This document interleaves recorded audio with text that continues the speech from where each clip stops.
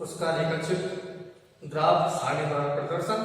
आज हम राशमान सीमांत उपयोगिता मार्जिनल यूटिलिटी लॉ को समझते हैं।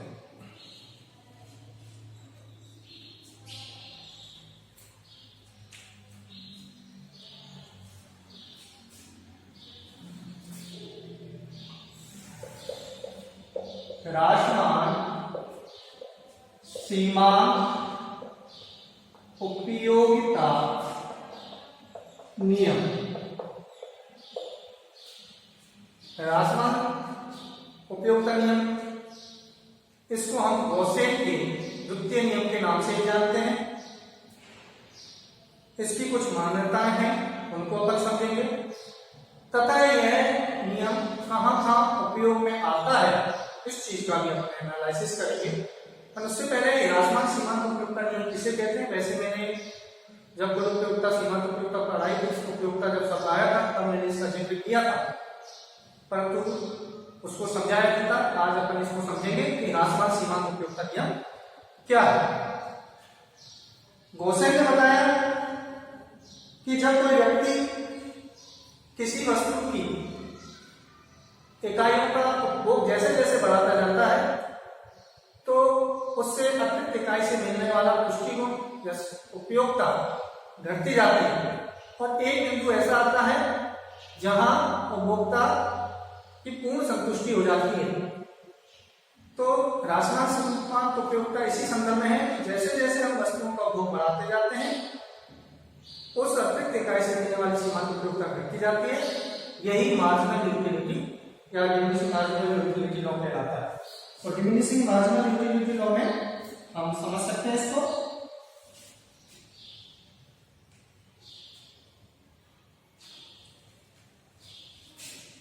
राशमान सीमांत उपयोगिता नियम हमें बताता है कि जैसे जैसे वस्तुओं की किसी वस्तु की इकाइयों का उपभोग बढ़ाते जाते हैं वैसे वैसे अतिरिक्त इकाई से मिलने वाली सीमांत उपयोगिता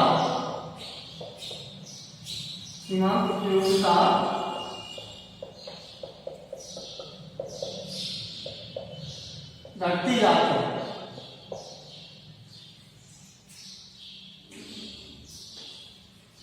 राशमान सीमांत उपयोगिता नियम हमें बताता है कि किसी वस्तु की जैसे जैसे उस वस्तु की इकाइयों का उपभोग बढ़ाते जाते हैं वैसे वैसे उस वस्तु की सीमांत उपयोगिता घटती जाती है। यही डिमिनिशिंग मार्जिनल यूटिलिटी लॉ राशमान सीमांत उपयोगिता नियम कहलाता है। इसमें ये बात है कि अन्य बातें स्थिर रहनी चाहिए। ब्रैकेट में है अदर फैक्टर्स आर कांस्टेंट, अन्य जबकि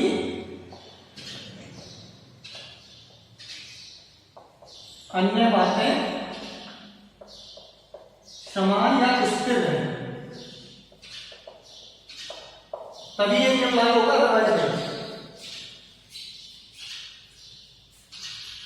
सीमांत उपयोगिता राशनियम या राशमान सीमांत उपयोगिता के नियम को हम गॉसेन का प्रथम नियम भी कहते हैं, क्योंकि गॉसेन ने 3 नियम दिए थे। नंबर 1 दिया था घटती सीमांत उपयोगिता का नियम, इसी को उपयोगिता ह्रास नियम कहते हैं। दूसरा दिया था समसीमांत उपयोगिता नियम या प्रतिस्थापन का नियम या तटस्थ का नियम।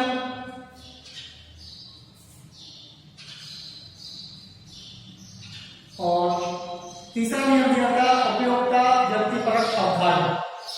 तो उसमें से अपने 2 नियम राशमान सीमांत उपयोगिता नियम एवं समसीमांत उपयोगिता नियम आपके सिलेबस का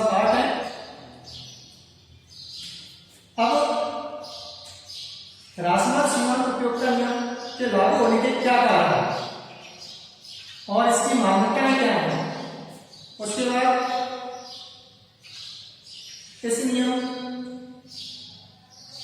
को अपन आगे बढ़ते हैं और समझते हैं।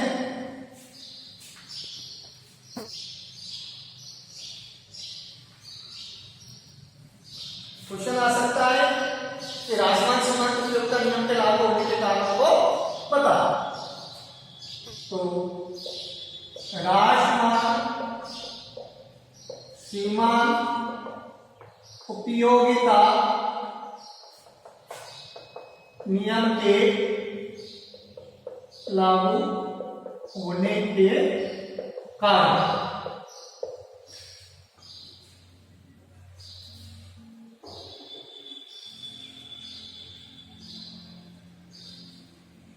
नंबर एक समय विशेष में किसी आवश्यकता की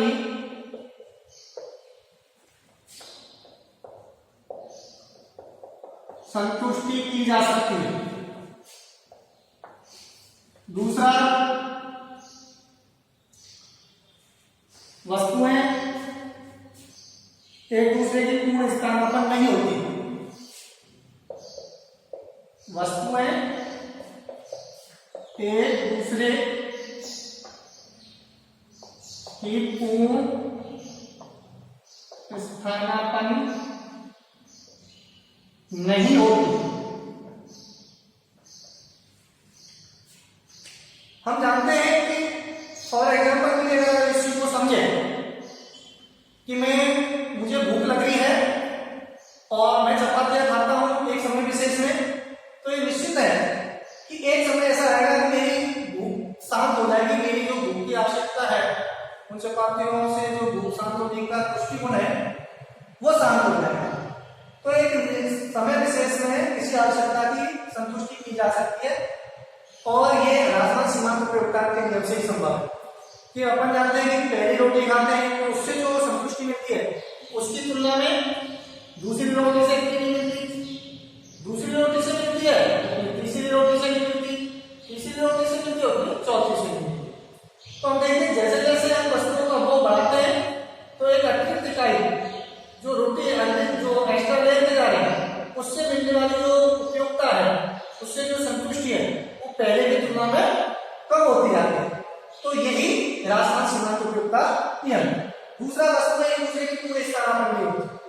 इसका तात्पर्य यह है ऐसा नहीं कि एक वस्तु का उपभोग न करके वैसा की वैसा उससे संतुष्टि जो प्राप्त होती है वैसी दूसरी वस्तु से प्राप्त कर सकते हैं, ऐसा नहीं। फॉर एग्जाम्पल के लिए सेब तथा केला अगर हम उपभोग कर रहे हैं तो सेब और केला ये वस्तु पेट को भरने के लिए पर्याप्त है, तो सेब से जो संतुष्टि मिलती है वैसी पूरी संतुष्टि केले से मिले ये कोई जरूरी नहीं, या केले से जो संतुष्टि मिलती है वैसी की वैसी संतुष्टि सेब से मिले ये कोई जरूरी नहीं। हाँ, ये जरूर है उनसे अपन अपनी आवश्यकताओं को पूरा कर सकते हैं, परंतु एक वस्तु को पूरी तरह दूसरी वस्तु की संतुष्टि के रूप में परिवर्तित या बदल नहीं सकते।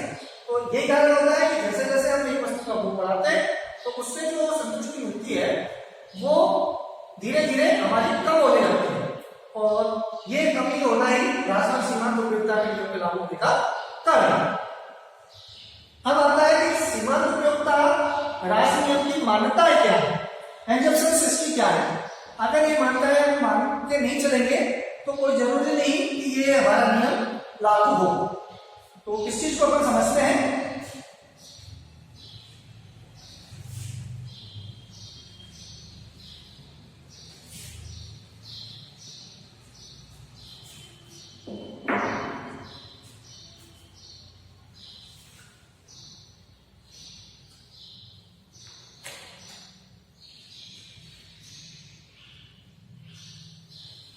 राजमान सीमांत उपयोगिता नियम की मान्यता। राजमान सीमांत उपयोगिता नियम की मान्यता, एग्जम्पशंस। नंबर ए, ये नियम तभी लागू होगा जब इसका समय निश्चित होगा।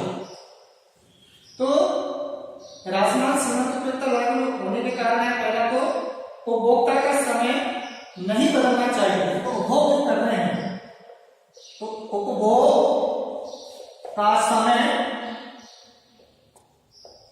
नहीं बदलना चाहिए, यानी कि उपभोग करें तो वो लगातार उस वस्तु का उपभोग करेंगे तब ये नियम लागू होगा।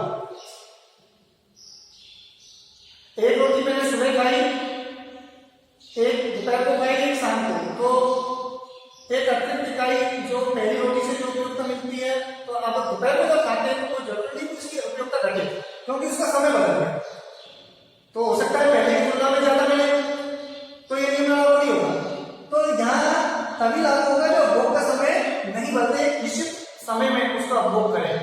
तो लगातार जब हम आज सुबह खाना खा रहे हैं तो सुबह के टाइम भी हमें वस्तुओं का उपभोग करना, रोटियां एक के बाद एक खानी है, तभी ये नियम लागू होगा, अदरवाइज नहीं।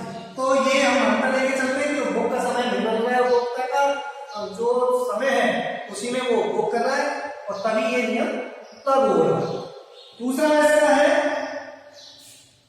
उपभोक्ता की रुचि में परिवर्तन नहीं होना चाहिए। उपभोक्ता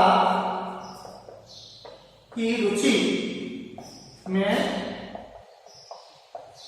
परिवर्तन नहीं होना चाहिए।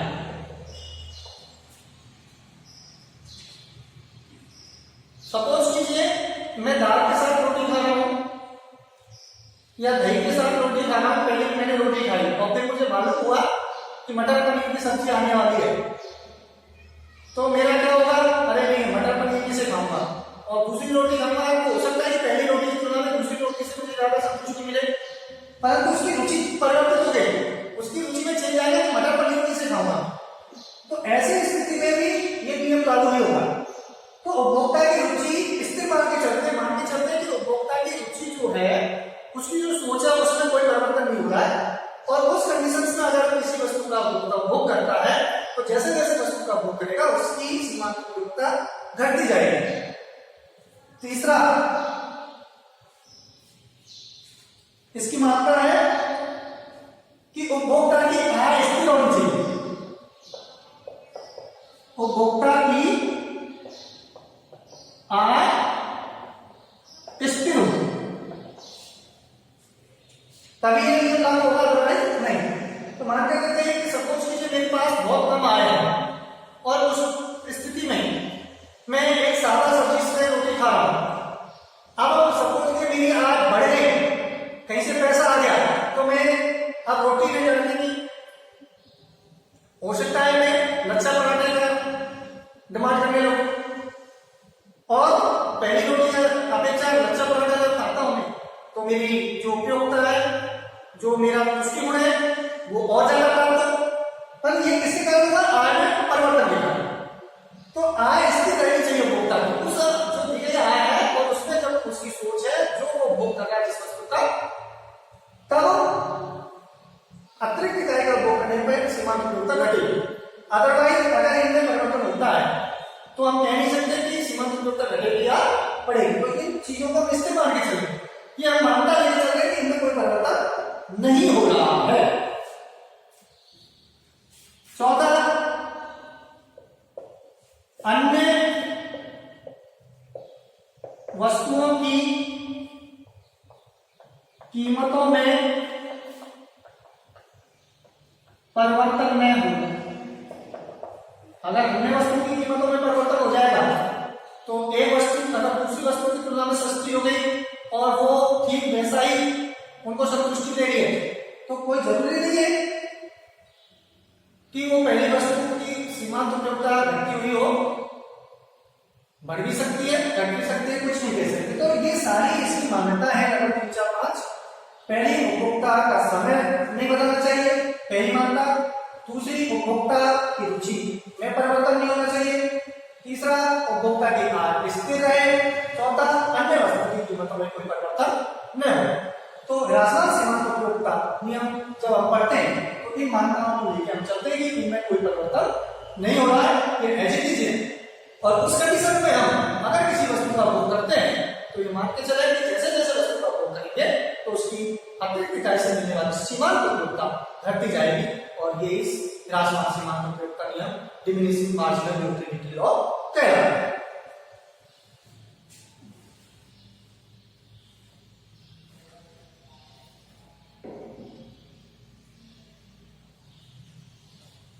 एक और बात बता दूं कि कुछ वस्तुओं की सीमांत उपयोगिता बहुत तेजी से गिरती है और कुछ वस्तुओं की धीरे धीरे, और ह्रासमान सीमांत उपयोगिता नियम ही हमें ये बताता है कि हीरे की कीमत बहुत ज्यादा क्यों है और पानी की जो बहुत अति आवश्यक है, जो ऑक्सीजन बहुत अति आवश्यक है, उसके बिना हम जरा भी नहीं रह सकते, उसकी कीमत नहीं है। तो इसका कारण भी ह्रासमान सीमांत उपयोगिता नियम हमको, तो सीमांत उपयोगिता जो है, मार्जिनल यूटिलिटी जो है वही, तो मार्जिनल यूटिलिटी लॉ के आधार पर किसी वस्तु की कीमत का निर्धारण होता है। सीमांत उपयोगिता उसकी जैसी है उसके आधार पर हम उस वस्तु का निर्धारण करते हैं। अब हम इसके उपयोग कहाँ कहाँ हमें ये यूज होता है देखने को मिलता है। ह्रासमान सीमांत उपयोगिता नियम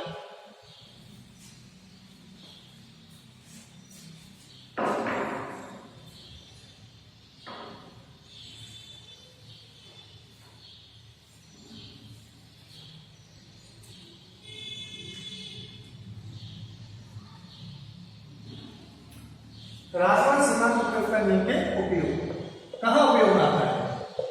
नंबर 1,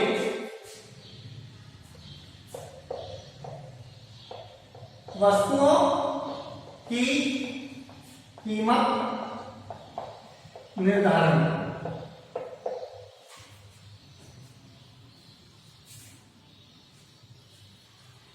दूसरा, किसी वस्तु के मांग वक्र के निर्धारण। यह आपका सिलेबस का पार्ट भी है कि सीमांत उपयोगिता राशियों के सहायता से मांग वक्र का ड्रॉ कीजिए, मांग वक्र का व्युत्पन्न कीजिए। ये क्वेश्चन भी आ सकता है, तो उसको भी हम करके देखेंगे कि कैसे हम करते हैं और मांग वक्र सीमांत उपयोगिता राशियों के आधार पर मांग वक्र कैसे निर्धारित करते हैं, उसको अपन समझेंगे इस चीज को। अगला,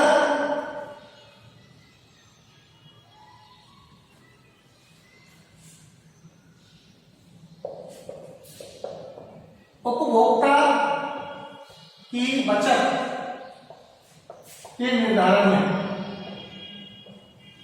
चौथा, राजकोषीय नीतियों के निर्धारण में इसका महत्व है।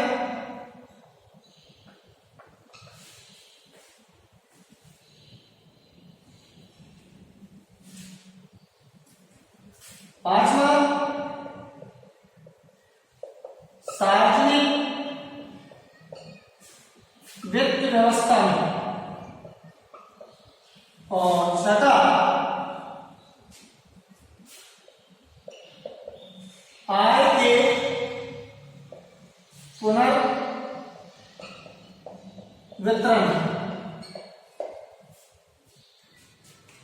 अगर किसी व्यक्ति की, जैसे कि रिच पर्सन होता है, उसके लिए 1 रुपए की ज्यादा महत्वता नहीं होती है, 100 रुपए का कोई महत्व नहीं। अंबानी, टाटा समूह, मित्तल समूह और इनके जो सीए बड़े बड़े जो पोस्टों पर पर्सन होते हैं जिनकी आय बहुत ज्यादा होती है, लाखों करोड़ों में होती है, उनके लिए 100 रुपए ज्यादा महत्व नहीं रखते, परंतु एक गरीब व्यक्ति के लिए उन्हें 100 रुपए का बहुत ज्यादा महत्व है। ऐसा क्यों? ये भी उसकी उपयोगिता, सीमांत उपयोगिता के नियम के आधार पर, कि उस 100 रुपए की जो सीमांत उपयोगिता एक रिच पर्सन को जो प्राप्त होती है वो इतनी नहीं है जितनी कि अमीर के लिए नहीं है, बल्कि गरीब के लिए। तो उस आय को अगर 100 रुपए टैक्स, कहीं से टैक्सेशन का पार्ट चालू होता है कि अमीरों पे टैक्स लगाना चाहिए कि गरीबों पे लगाना चाहिए, अमीरों पे ज्यादा लगाए कि गरीबों पे ज्यादा लगाए। तो टैक्स का ये सीमांत उपयोगिता नियम राजकोषीय जब नीतियां बनती हैं उस स्थिति में भी सीमांत उपयोगिता नियम जो है, सीमांत उपयोगिता राशि नियम है, वो काम आता है। तो ये इसके उपयोग है कि वस्तुओं की कीमत का निर्धारण जब होता है तो वो सीमांत उपयोगिता राशि नियम के साथ कैसे होता है। किसी वस्तु के मांग वक्र का निर्धारण या मांग वक्र का ड्रॉ सीमांत उपयोगिता राशि नियम के साथ कैसे किया जाता है। उपभोक्ता की बचत का निर्धारण भी सीमांत उपयोगिता नियम की सहायता से उसका एनालिसिस किया जाता है। किसी देश की राजकोषीय नीतियों का निर्धारण अगर करें तो उस कंडीशन में ही सीमांत उपयोगिता नियम का ध्यान रखा जाता है, वो काम आता है सार्वजनिक वित्त व्यवस्था में और आय के पुनर्वितरण। आप इनको अंदर ले सकते हैं।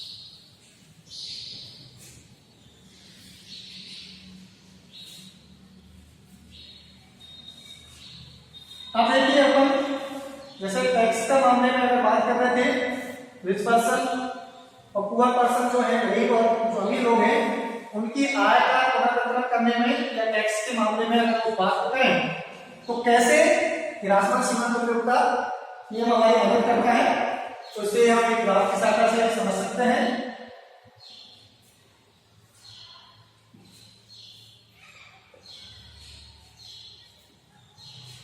यहाँ उपभोक्ता की आय लेते हैं हम, इनकम,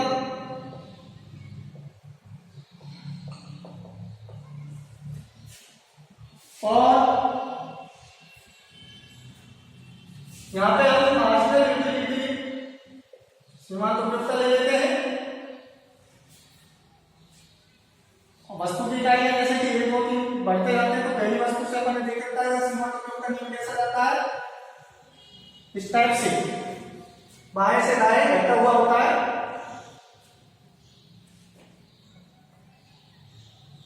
यानी कि मूल बिंदु के उत्तर पर एक्स अक्ष पर हम इनकम वस्तु की मात्रा ले रहे हैं, वाई अक्ष पर जो है सीमांत उपयोगिता को ले रहे हैं।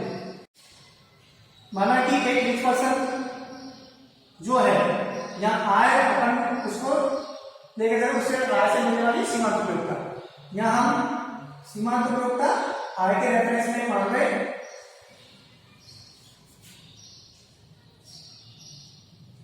तो मार्जिनल यूटिलिटी ऑफ इनकम,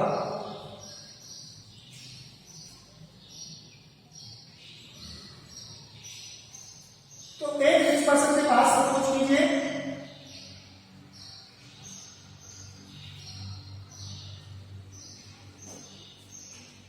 ये पुअर पर्सन है,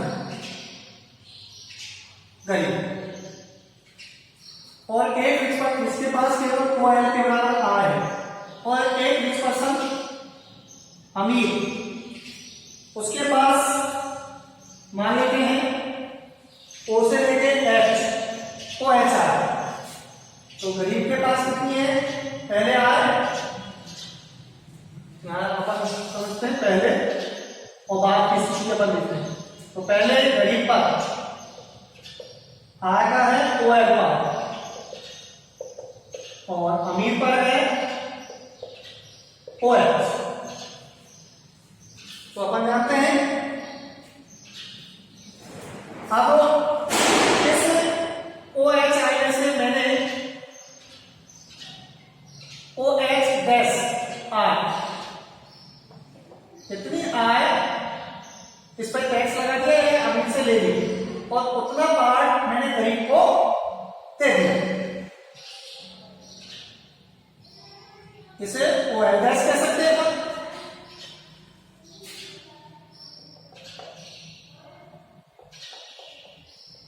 तो ये इससे लिया है और इसको दिया है। तो हम देखते हैं कि सीमांत उपयोगिता नियम के तहत ये सीमांत उपयोगिता जो वक्र है, इससे नीचे जो भाग होता है वो उसकी उपयोगिता को दर्ज करता है। तो जो अमीर से जो आय है उसकी उपयोगिता कितना कमी आई, ये बात। तो अपन यहां ले सकते हैं इसको ए और बी, इसको सी और यहां देखेंगे सॉरी ए और बी, या सी और बी, डी। वहीं इसके पास कोई आय थी, हमने कितना आय जो इससे ली थी वो इसको दे दी, तो इसकी सीमांत उपयोगिता में कितनी वृद्धि होगी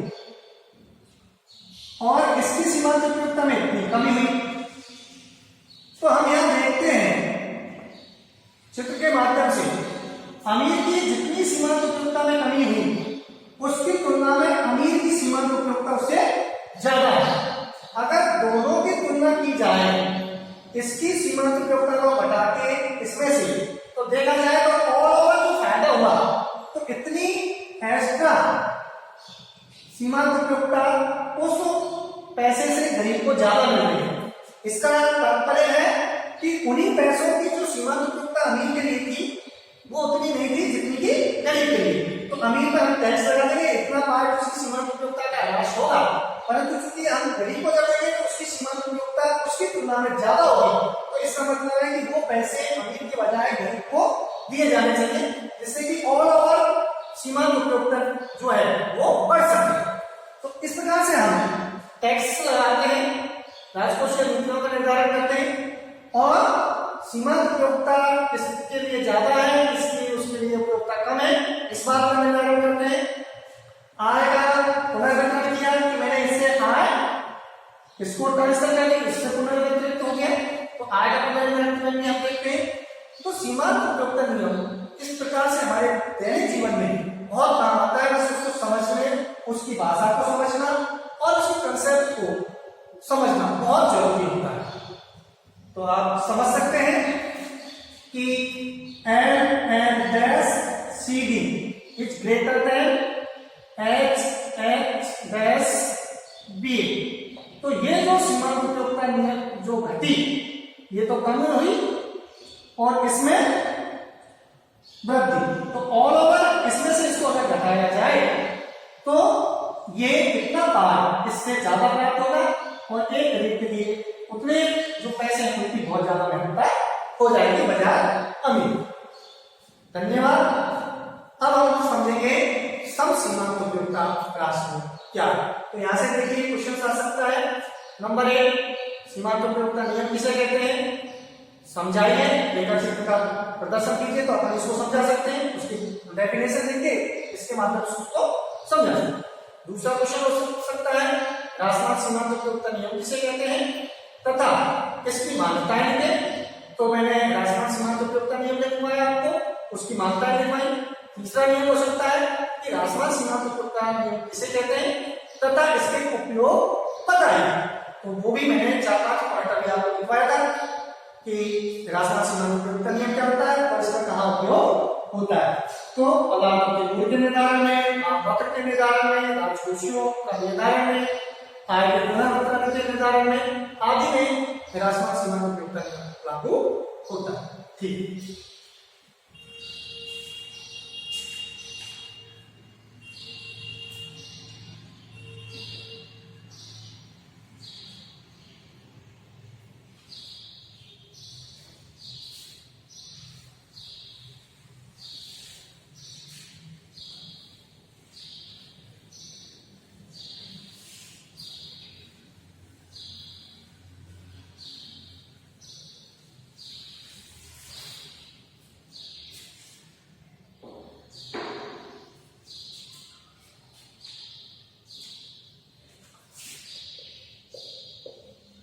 सम सीमांत उपयोगिता नियम।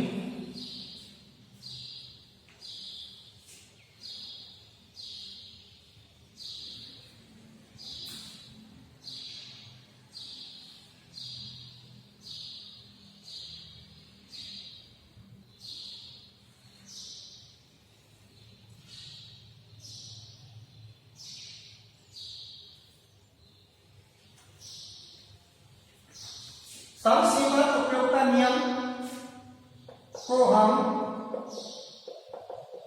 गोसेन का द्वितीय नियम भी कहते हैं।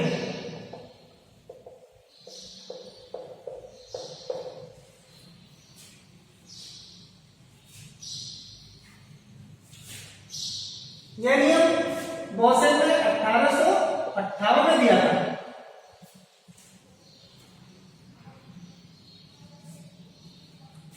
समसीमांत उपयोग का नियम हमें बताता है इसकी डेफिनेशन में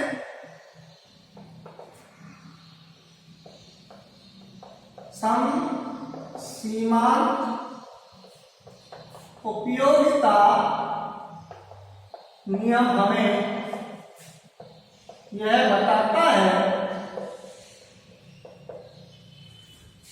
कि अन्य बातें समान रहने पर एक उपभोक्ता को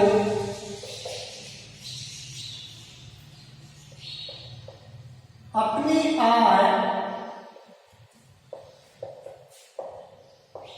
विभिन्न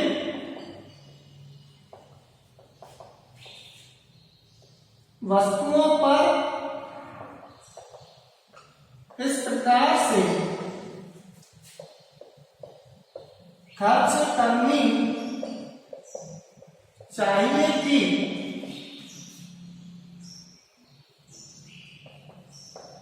प्रत्येक वस्तु पर खर्च की गई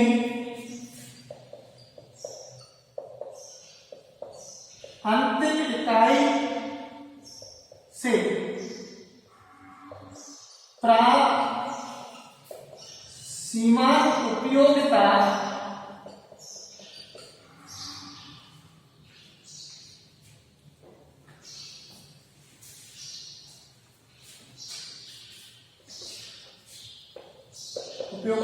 बराबर या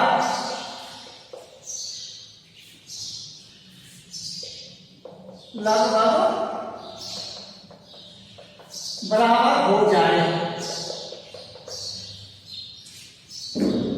तो हम इकोनॉमिक्स का अध्ययन इसलिए कर रहे हैं कि एक उपभोक्ता को ये अर्थशास्त्र बताता है कि उसकी उपयोगिता को वो कैसे अधिकतम कर सकता है। वो क्या करेगा कि वो समसीमांत उपयोग का नियम हमारे यहाँ सहायता करता है कि एक उपभोक्ता को अन्य बातें समान रहने पर अपनी आय को इस प्रकार से खर्च करना चाहिए कि किसी वस्तु जो विभिन्न वस्तुएं हैं उन पर खर्च की गई आय की अंतिम इकाई से प्राप्त सीमांत उपयोगिता प्रत्येक स्थिति में बराबर या लगभग बराबर प्राप्त हो। तो यह सीमांत उपयोग का नियम कहलाता है equal marginal utility law.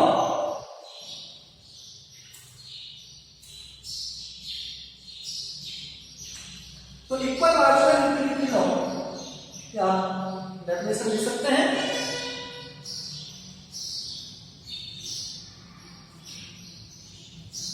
Mathematical term में हम इसको समझ सकते हैं कि मैथमेटिकल टर्म में इसको कैसे लिख सकते हैं। इसकी दो शर्तें होती हैं और इसको अपन लिखेंगे बेस का सारणी तथा चित्र के माध्यम से भी हम एनालिसिस कर सकते हैं।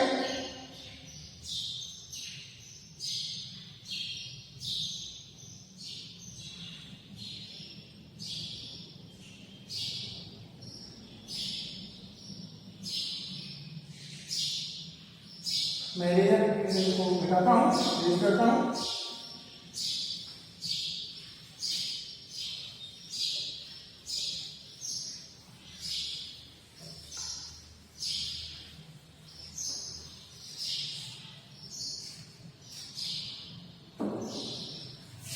एक वस्तु की स्थिति में MU(x)/PX इक्वल टू MU(y) होना चाहिए।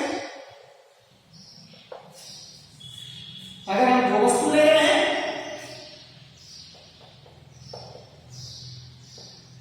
दो वस्तुओं की स्थिति में एक वस्तु x है तो MU(x)/PX बराबर MU दूसरी वस्तु अगर y है तो MU(y)/PY। इसकी मार्जिनल मल्टीप्लिकेशन टोटल इनकम पे MU(y) टोटल इनकम के बराबर हो जानी चाहिए। तो पहली वस्तु से प्राप्त सीमांत उपयोगिता और उसकी कीमत का अनुपात दूसरी वस्तु से प्राप्त सीमांत उपयोगिता और उसकी कीमत का अनुपात बराबर या लगभग बराबर हो जाए और ये mu y के बराबर होगा। अगर n वस्तुएं हैं तो n वस्तु की स्थिति में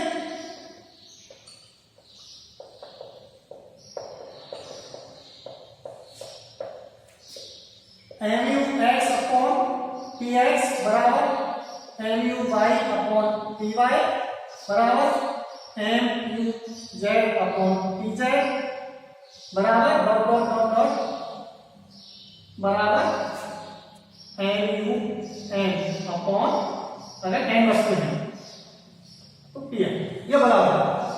तो प्रत्येक वस्तु की अंतिम इकाई से प्राप्त उपयोगिता बराबर या लगभग बराबर होना ही तो ये पहली कंडीशन तो ये होगी। दूसरी, अब इसको हम दो वस्तुओं के रेफरेंस में करते हैं। तो एक तो ये कंडीशन होगी पहले,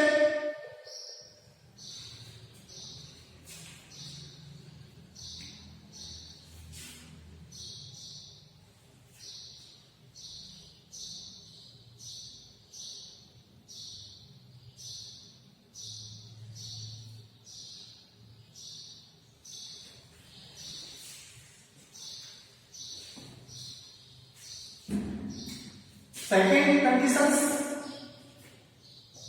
px into x plus py into y बराबर r, यानी कि उन पर किया जाने वाला जो खर्च है वो कुल आय के बराबर। तो पहली वस्तु की x मात्रा खरीदना मान लेते हैं हम, और उसकी कीमत से एक वस्तु की कीमत जो x की px है तो उसके टोटल जो मात्रा है उससे उसका गुणा कर दिया, प्लस सेकंड जो वस्तु y है उसकी मात्रा और उस वस्तु की कीमत से उनकी मात्रा को क्वांटिटी है उसकी प्राइस का मल्टीप्लाई करते हैं। इन दोनों का कुल योग आय के बराबर आना चाहिए।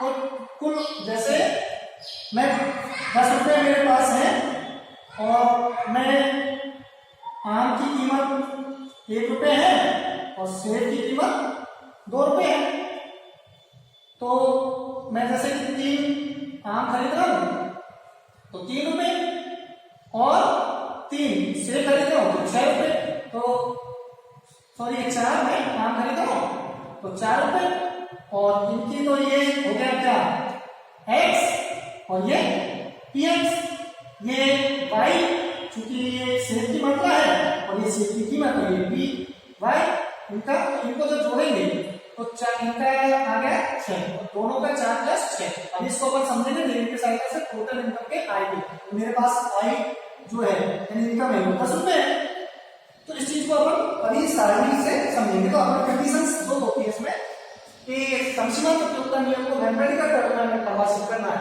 तो स्थिति फर्स्ट, तो कंडीशन फर्स्ट होगी x अपॉन px बराबर y अपॉन py।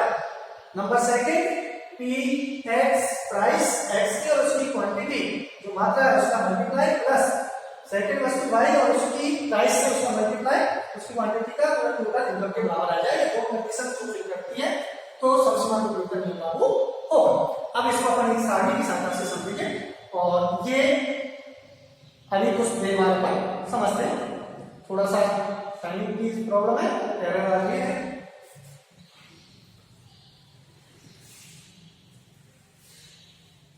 तो आप लिख सकते हैं तो मैथमेटिकल टर्म में नंबर 1 कंडीशंस और नंबर 2 दो वस्तुओं की स्थिति, ऐसे n वस्तुओं की स्थिति भी हो सकती है।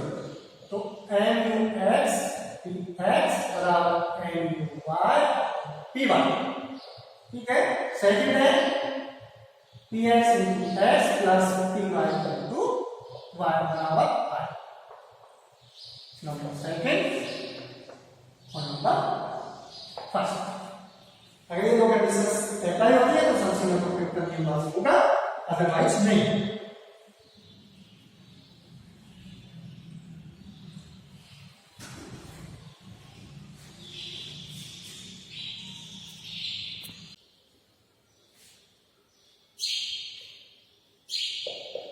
मात्रा mu(x) mu(y), पहली वस्तु x से मिलने वाली सीमांत उपयोगिता और दूसरी वस्तु y से मिलने वाली सीमांत उपयोगिता। अगर पहली वस्तु खरीदता है तो उसे 30 इकाई के बराबर सीमांत उपयोगिता मिलती है। यही अगर इसी रुपये को यहाँ पे खर्च करता है तो उसे 16 इकाई के बराबर।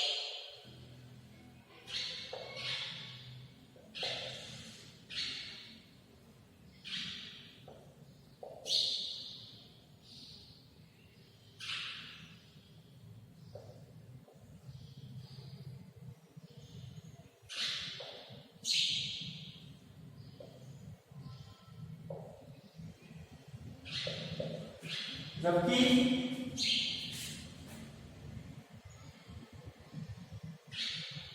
पहली वस्तु की कीमत 2 रुपए और सेकंड वस्तु की कीमत 1 रुपए, आय उसके पास 10 रुपए के बराबर।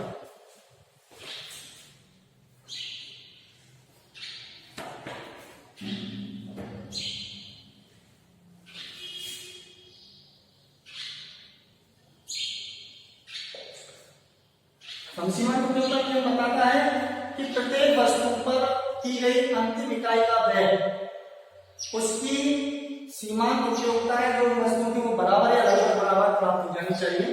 तो हम देखते हैं MUX और इधर को MUY तो जो पहले इकाई से जो मिलने वाली सीमांत उपयोगिता और उसकी प्राइस से उसका डिवाइड करेंगे तो हम देखते हैं अगर हम 10 रुपए को खर्च करना चाहते हैं तो पहला रुपया हमें कहाँ खर्च करना चाहिए।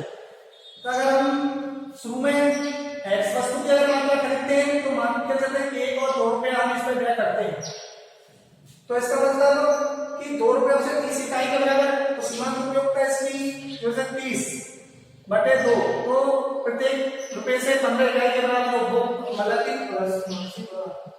उपयोगिता मिलती है। यही अगर 1 रुपया पहले अगर इस वस्तु पे करते हैं तो यहाँ 16 के बराबर हमको प्राप्त होगी क्योंकि 16 बटे 1 बटे 16 तो पहला रुपया हमें बाई वस्तु पर खर्च किया जाना चाहिए। तो यहां हम देखते हैं कि पहला रुपया जब खर्च करेंगे तो 16 इकाई के बराबर हमें उसकी उपयोगिता मिलेगी और अगर इस पर हम खर्च करते हैं तो 30 की प्राइस 2 रुपए तो 2 रुपए खर्च करने पड़ेंगे तो प्रत्येक रुपए से 15 इकाई के बराबर हमें उपयोगिता मिलेगी। तो इसलिए हम पहला रुपया इसमें खर्च करें इसको खरीदना चाहिए क्योंकि इसमें हमें सीमांत जो उपयोगिता है वो 16 इकाई वो ज्यादा मिलेगी। फिर दूसरा रुपये हम खर्च करें अगर दूसरा रुपये बाई पे खर्च करते हैं तो 14 इकाई के बराबर मिलती है। अगर हम दूसरा रुपया और तीसरा तो यहाँ पे हम 2 रुपये इस पे खर्च करते हैं तो प्रत्येक से 15 इकाई के बराबर मिलती है। तो यहाँ पे हम देखते हैं कि यहाँ पे प्रत्येक से 15 इकाई तो दूसरा और तीसरा रुपया खर्च करेंगे तो यहाँ पे 15 इकाई की 30 इकाई हमें सीमांत उपयोगिता प्राप्त होगी। और जबकि अगर यहाँ पे खर्च करते हैं तो 14 इकाई की प्राप्त होगी। फिर 3 रुपए खर्च होंगे फिर चौथा रुपया हम किस पे खर्च करें या तो चौथा पांचा इस पे खर्च करें या चौथा इस पे। अगर यहाँ देखते हैं कि 24 इसमें 2 का भाग देंगे तो 12 इकाई तो 1 रुपये की जो सीमांत उपयोगिता वो 12 के बराबर है जबकि यहाँ पे 14 तो हमको चौथा रुपया जो है किस पे खर्च करना चाहिए बाई वस्तु पर। फिर 5वां रुपया यहाँ पे 5वां खर्च करते हैं तो 10 के बराबर मिलती है। अगर इन दोनों 2 रुपए इस पे खर्च करते हैं तो यहाँ पे 24 यानी कि प्रत्येक रुपए से 12 के बराबर मिलती है। तो यहाँ पे हम 24 तो यहाँ पे जो है 5वां और 6वां रुपया जो है वो एक्स वस्तु को खरीदने में खर्च करेंगे। फिर नेक्स्ट हम देखते हैं कि 7वां रुपया अगर हम यहाँ खर्च करते हैं तो यहाँ 10 इकाई के बराबर और अगर 7वां 8वां रुपया तो यहाँ 8 इकाई 16 तो प्रत्येक रुपये से 8 के बराबर मिलेगी। तो इसलिए हमको इस बाई वस्तु को खरीदना चाहिए और यहाँ पे हम नेक्स्ट 7वां रुपया खर्च करेंगे तो ये अब 8वां रुपया चाहे तो यहाँ पे कर दो चाहे यहाँ पे। तो हम सपोज कीजिए 8 और 9वां रुपया इस पे खर्च करते हैं तो 16 इकाई 8 और 90 रुपए से मिलेंगी। अब अगर हम अगला करते हैं तो 2 रुपए चाहिए हमें तो 2 रुपए में ये खरीद लेंगे प्रत्येक से 6 के बराबर मिलेंगे तो इसलिए 1 रुपया बचा था उसको हम बाई पे खर्च कर देंगे तो ये 8वीं इकाई 10वें रुपए से हमें प्राप्त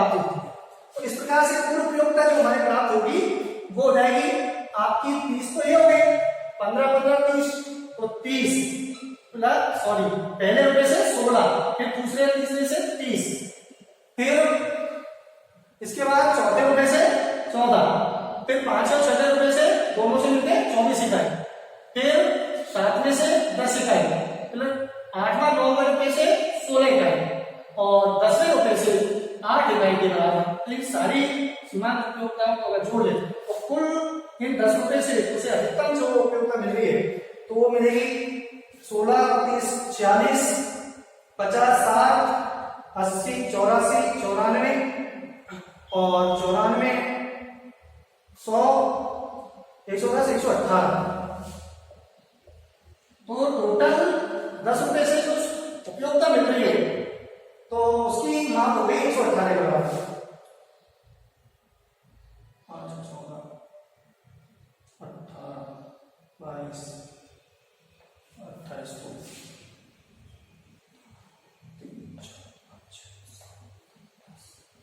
ठीक। अब हम सपोज कीजिए कि इस पर खर्च नहीं करें, इसको इस पर खर्च करें तो हमें रुपए कम पड़ जाएंगे, क्योंकि जो अंतिम 10वां रुपया है तो इसको खरीदने के 2 रुपए चाहिए, तो ये नहीं खरीद सकते। अगर हम इसको न खरीद के इन 2 को खरीद लें तो यहां पर देखते हैं कि जो 8वां 9वें रुपए से 16 इकाई आपको प्राप्त हो रही है, इसको हम अगर इस पर खर्च करते हैं तो यहाँ पे 16 का लॉस होगा और 6 और 5 8वें से और 9वें से 11 इकाई का हमें प्राप्त होगी। तो ऑल ओवर हम देखते हैं कि 16 तो हमारी महंगी इकाई है और 11 इकाई हमें प्राप्त होगी, तो ऑल ओवर हमको लॉस हो रहा। तो एक ऐसा विकल्प यही है जिसमें हम अधिकतम संतुष्टि को प्राप्त कर सकते हैं। इसलिए एक उपभोक्ता को इससे एक्स वस्तु की 3 इकाई खरीदनी होगी और वाई वस्तु की 4 इकाई। तो हम देखते हैं कि इस कंडीशन में अपनी दोनों शर्तें पूरी हुई हैं या नहीं हुई। तो नंबर 1 शर्त थी अपनी MUX/PX बराबर MUY/PY। इस स्थिति में अपन देखते हैं कि MUX अंतिम रुपए से प्राप्त जो सीमांत उपयोगिता है और उसकी प्राइस 2, तो ये कितने बराबर है। दूसरी वस्तु पर प्राप्त सीमांत उपयोगिता उस पर अंतिम उपभोग की जो पैसा खर्च करें वो हटाएंगे, तो अपन 1 रुपया इसको दे रहे हैं तो इनकी जो सीमांत उपयोगिता का अंतर वो 8 और 8, तो इसका मतलब पहली शर्त हमारी पूरी होती है। तो हमें विभिन्न वस्तुओं पर जो अंतिम व्यय होता है वो इस प्रकार से करना चाहिए कि दी गई अंतिम वस्तु जो वस्तु है उससे मिलने वाली सीमांत उपयोगिता बराबर या लगभग बराबर हो जाए। यहाँ पे अपनी वो बराबर होगी। दूसरी शर्त थी अपनी कि PX plus PY into Y, ये इसके बराबर लगाना चाहिए आई इनकम के बराबर।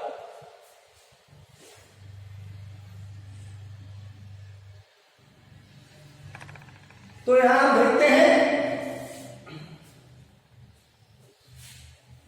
कि PX तो 2 इंटू इनकी मात्रा कितनी है 1, 2, 3 खरीदी हमने, प्लस तो PY 1 और इसकी मात्रा कितनी ली हमने 1, 2, 3, 4 और टोटल रुपए कितने हमारे पास 10, तो कितना है तो 2 × 6 प्लस 4 बराबर 10। इसका मतलब हमारी सारी आय यहाँ पे खर्च होगी। तो समसीमांत उपयोगिता नियम से हमें पता पड़ा है कि हमें विभिन्न वस्तुओं पर अपना व्यय इस प्रकार से करना चाहिए जिससे कि हमारा अधिकतम संतुष्टि हो सके। ये केवल एक यही ऐसा विकल्प है, इस विकल्प के अलावा और जो भी विकल्प आप देखेंगे तो उसमें हमारी कुल उपयोगिता जो है वो घट जाएगी। और अगर हम एक्स वस्तु की 3 इकाई खरीदे, वाई वस्तु की 4 इकाई खरीदे तो इससे जो सीमांत उपयोगिता जो हमें कुल प्राप्त होती है वो मैक्सिमम होगी। तो ये विकल्प हमें बताता है कि हमें कौन सी वस्तु कितनी मात्रा में खरीदनी चाहिए और यही अर्थशास्त्र का ये समसीमांत उपयोगिता नियम हमें बताना चाह रहा है। तो आप इसको बना सकते हैं, लिख सकते हैं और इस प्रकार से अपना ये समसीमांत उपयोगिता नियम इसका फिनिश होता है। और इसके बाद अपन आते हैं तो इसमें 2 अप्रोच मैंने बताई थी, एक था गणनावाचक और एक क्रमवाचक। तो गणनावाचक में हमारी 2 अवधारणा थी, एक राजस्थान सीमांत उपयोगिता का नियम और एक समसीमांत उपयोगिता का नियम। और गणनावाचक अवधारणा क्या होती है वो मैंने बता ही दिया था आपको। तो इस प्रकार से ये टॉपिक अपना पूरा होता है। इसके पश्चात अपन राजमार्ग सीमांत उपयोगिता का नियम से मांग पत्र का जो निर्धारण करते हैं कैसे करते हैं, और इसी के साथ गणनावाचक अपना जो सिलेबस में जो रखा गया पाठ खत्म होगा, उसके बाद अपन क्रमवाचक जो है और ऑर्डिनल जो अप्रोच है उस पर बात करेंगे। तो आप बता सकते हैं इस चीज को।